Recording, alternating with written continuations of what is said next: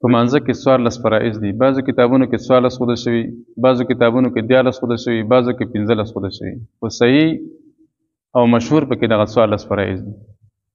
په 14 کې 8 شرایط دي، 6 پکې ارکان دي. شرایط هغه فرایض ته وایي چې هغه له مانځه نه خارج وي. ارکان بیا هغه فرایض ته وایي چې هغه په مانځه کې داخل وي. شرایطو کې اول اودس کول، دویم پاکوالی د جامو، دریم پاکوالی د مکان، کم ځای کې چې مونځ کوي هغه مکان هغه ځای باید پاک وي. څلورم پاکوالی د بدن، د وجود پاکوالی، وجود بدن باید د هر قسم نجاست نه پاک وي. پنځم عورت پټول، عورت دی باید په مانځه کې پټ وي. اوس د عورت کم ځای نه کم ځای پورې ده. د سړي دپاره عورت د نوم نه نیولې تر زنګانه سترګې پورې ده. دا د زنګانه سترګه هم په عورت کې داخله ده. که چېرته د زنګانه سترګه هم په مانځه کې ښکاره شوه، مونځ فاسد شو، مونځ ونه شو.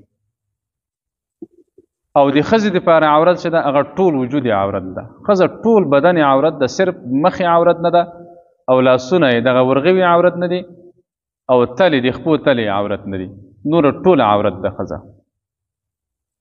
دا څو شول؟ 15 فرایض شول، یعنی 15 شرایط. شپږم شرط د مانځه دا مخ اړول قبلې ته دی. مخ باید سړی څه شی کې قبلې ته واړوي په مانځه کې. او اووم شرط د مانځه هغه څه شی د نیت کول دی، خو په زړه کې نیت فرض ده. د زړه نیت چې ده هغه فرض ده، په خوله باندې فرض نه ده. په خوله باندې دا نیت علماو د توجه دپاره ښودلی ده چې د توجه دپاره باید دغه نیت څه شی چې په خوله باندې وویلی شي. که په خوله باندې نیت ونه وایي، خالي په زړه کې څوک نیت وکوي، هم نیت چې د هغه وشو، فرض ادا شو، هېڅ ستونزه پکې نشته. بعضې خلک جمع ته راشي، امام په رکوع باندې وي یا رکوع ته ځي، دې حالت کې دی راشي، پس په همدغې کې دغه رکوع ته دی تېر شي، دی وایي نیت مې کړی او نیت کوم. څو د دا نیت ختمېږي، امام له رکوع نه تېنه جګ هم شي، داسې مناسب نه دي. چې ته جومات ته راغلی او همغه ځای کې د زړه کې دا نیت وکولو چې زه دغه مونځ کوم او د امام پسې د فلاني وخت مونځ کوم، بس دا نیت دې کفایت کوي، نیت دې ادا شو، فرض ادا شو. د خولې نیت بیا نور ضرورت نشته په دې وخت کې. او کوم وخت کې چې وزګار وخت وي، بیا که په خوله باندې نیت کوي، د توجه دپاره ښه خبره ده.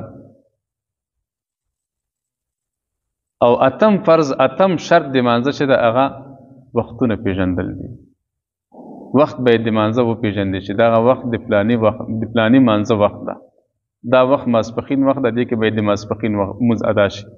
دا وخت د مازدیګر ده، د مازدیګر مونځ پکې باید ادا شي. دا و شرایط د مانځه. او شپږ چې د هغه د مانځه دپاره ارکان دي.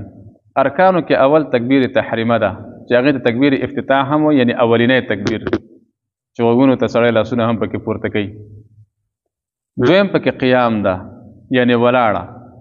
د هغه چا دپاره چې هغه په قیام یعنې په ولاړه باندې قادر وي، د هغه دپاره د قیام او ولاړه فرض ده.